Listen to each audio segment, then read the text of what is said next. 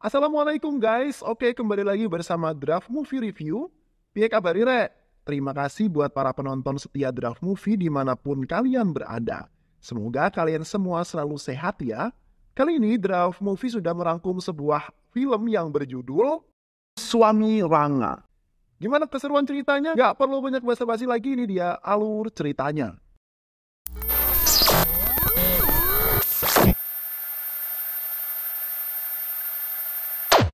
Di sebuah desa yang berada di salah satu wilayah India, Jose berlari memberitahu Porinju jika Maria datang mencari Porinju. Maria adalah anak orang kaya raya. Ayahnya memiliki usaha peminjaman uang yang akan diwariskan pada Maria. Sedangkan Porinju dan Jose hanyalah anak dari keluarga kurang mampu atau kere. Mereka bersahabat namun Porinju menyukai Maria, begitu juga sebaliknya. Tetapi belum sama sekali mengungkapkannya. Ayah Maria tidak menyukai jika Maria dekat dengan mereka karena mereka berbeda status sosialnya. Ketika berada di sekolah, ada seorang anak laki-laki yang mengganggu Maria dan itu membuat Porinju marah. Mereka pun berkelahi sedangkan Jose bertindak sebagai provokasi hingga kepala sekolah datang melarai mereka. Kepala sekolah bertanya mengenai nama ayah mereka. Paul adalah anaknya Joseph, orang yang cukup terpandang di desanya, sedangkan ayah Porinju bukanlah siapa-siapa, bahkan terkenal dengan julukan Master Bidi atau penjual tuak. Anjay! Porinju menerima hukuman berupa cambukan dengan rotan dari kepala sekolah karena dianggap biang rusuh. Porinju melawan karena merasa tidak adil, hanya dia saja yang menerima hukuman sedangkan Paul tidak. Dengan arogannya, kepala sekolah mengatakan dia berhak menentukan akan menghukum siapa saja. Porinju diikuti Jose pergi meninggalkan sekolah tidak peduli dengan ancaman kepala sekolah yang mengatakan akan mengeluarkan mereka dari sekolah. Hanya karena keluarga mereka yang tidak kaya, maka mereka mendapatkan perlakuan yang berbeda. Bahkan Maria hampir saja mendapatkan tamparan dari kepala sekolah ketika membela Porinju. Jika saja salah satu temannya tidak mengatakan jika dia adalah anak yang berasal dari Alapat House. Rencana pembalasan terhadap kepala sekolah pun dilakukan. Porinju menghadang kepala sekolah yang akan pulang dan melemparkan kotoran kerbau kepada kepala sekolah. Tentu kepala sekolah berang. Kali ini kepala sekolah mengatakan jika Porinju akan hidup menderita karena tidak akan memperoleh pekerjaan yang bagus, karena tidak melanjutkan sekolah. Namun Porinju dan Jose tidak peduli. Mereka meninggalkan kepala sekolah yang terjatuh ke sawah. Anjay sekali. Maria yang merasa bersalah mencari Porinju di sekitar danau. Maria meminta maaf atas kejadian hari ini. Bukan Porinju yang marah, namun Jose yang marah dan mengatakan jika mereka diperlakukan tidak adil hanya karena orang miskin. Maria mencium Porinju sebagai ungkapan cintanya kepada Jose yang berteriak kesenangan karena sahabatnya yang minim ekspresi akhirnya memiliki seorang kekasih cantik anak seorang miliarder. Beberapa tahun kemudian, 1985, dua peti mati dikirim dengan menggunakan mobil ke rumah Jose dan Porinju. Peti pertama diturunkan di rumah Jose dan ibu Jose menangis histeris. Dia mengira Jose telah meninggal. Ternyata setelah dibuka peti itu kosong. Pengantar peti mengatakan jika peti itu dipesan dari rumah Lipe. Peti kedua dikirim ke rumah Porinju. Ayah yang menerima dan marah ketika pengantar mengatakan jika yang memesan peti adalah Porinju yang bekerja di rumah Lipe. Hubungan Maria dan Porinju tidak berjalan dengan baik karena mendapatkan tentangan dari sang ayah Maria. Hingga suatu hari Maria akan pergi dari rumah dan ayahnya mengancam akan melakukan bunuh diri dengan menggantung diri di pohon mangga. Anjay, di pohon mangga yang berada di samping rumahnya. Maria membawa koper dan akan pergi saat ayahnya yang berada di atas pohon digigiti oleh semut angkrang yang mengakibatkan dirinya tidak konsentrasi lalu terjatuh dan lehernya terjerat tali hingga meninggal. Sejak saat itu Maria memutuskan hubungannya dengan Porinju. Makanya nggak usah main-main dengan bunuh diri, akhirnya mati juga. Karena rasa bersalah pada ayahnya yang juga merasa cintanya pada Porinju, Maria tidak pernah menikah, begitu juga dengan Porinju.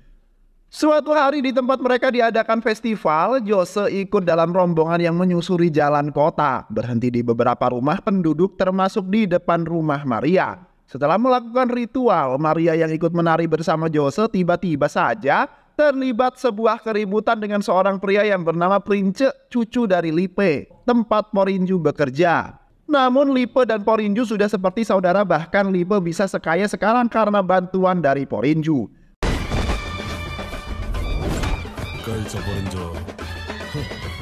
Prince yang baru saja datang dari Dubai mengabadikan festival di wilayah tersebut dan tertarik dengan Maria, hingga dengan tidak sopannya Prince memegang bagian tubuh Maria membuat si Maria ini marah besar.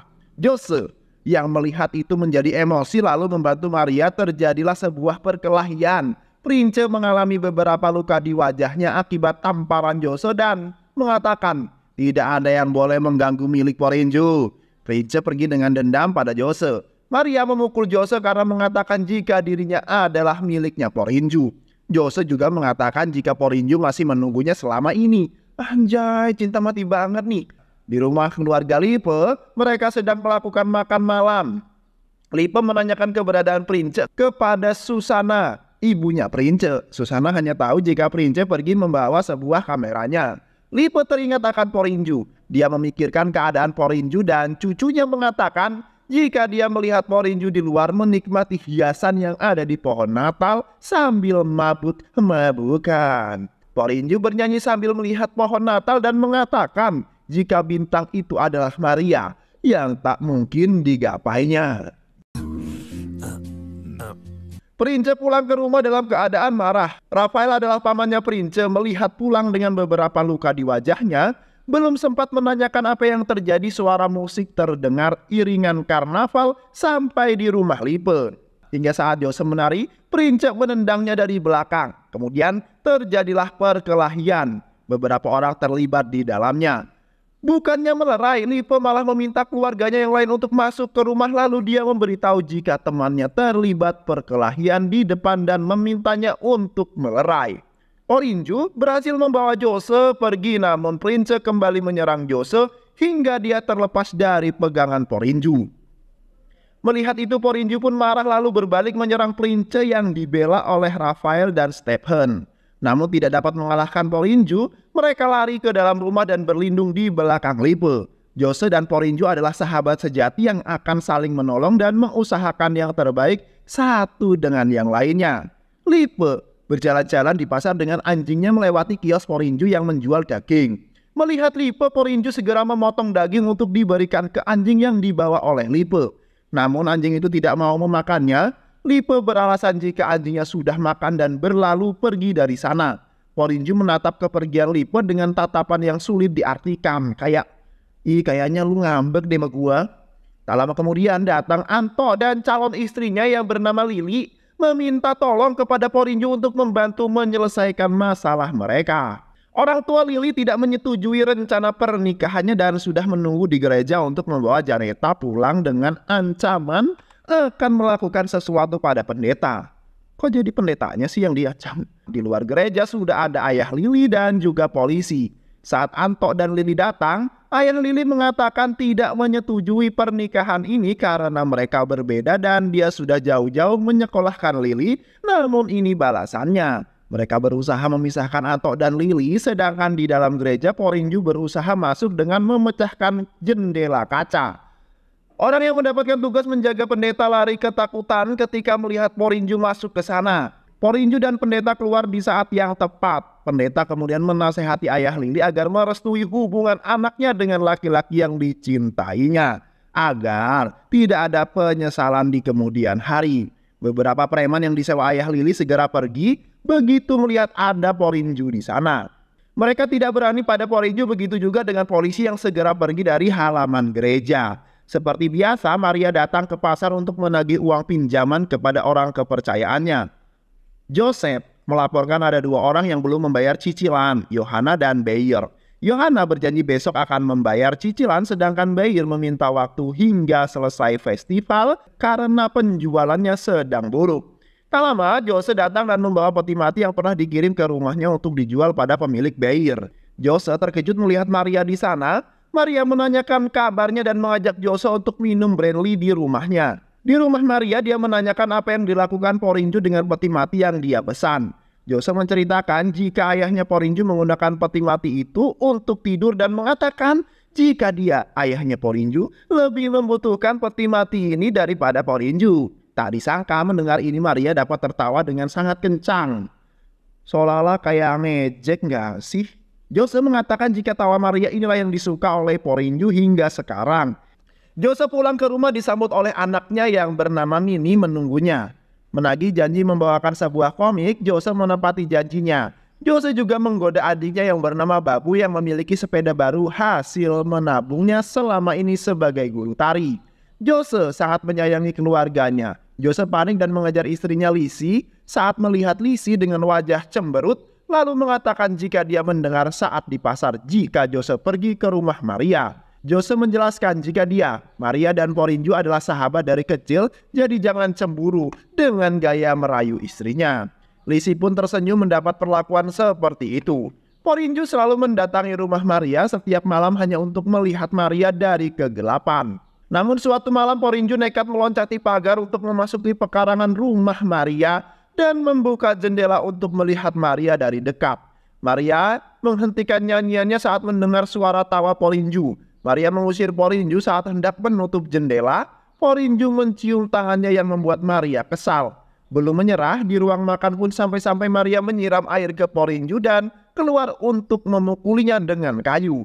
Porinju mengatakan jika dia akan berhenti mengganggu Maria jika dia sudah meninggal. Walaupun Maria kesal, namun Maria tidak menyukai perkataan itu. Maria terisak menangis ketika Porinju akan pergi. Berbalik lalu mengatakan jika dia meminta Maria untuk menciumnya. Sontak Maria langsung mengejar Porinju hingga hujan turun. Mereka masih saja kejar-kejaran. Asik, romantis banget gak sih? Di rumah Lipe, Prince masih menyimpan dendam pada Jose. Dibantu pamannya untuk menyewa preman membalaskan dendam Prince. Memberi sejumlah uang, namun setelah mengetahui jika targetnya adalah Jose dan juga Porinju, mereka membatalkan kesepakatannya dengan mengembalikan uang tersebut. Jika hanya Jose, mereka akan menerima tawaran, namun ketika Porinju juga menjadi sasaran, mereka menyerah karena mereka mengetahui sepak terjang Porinju.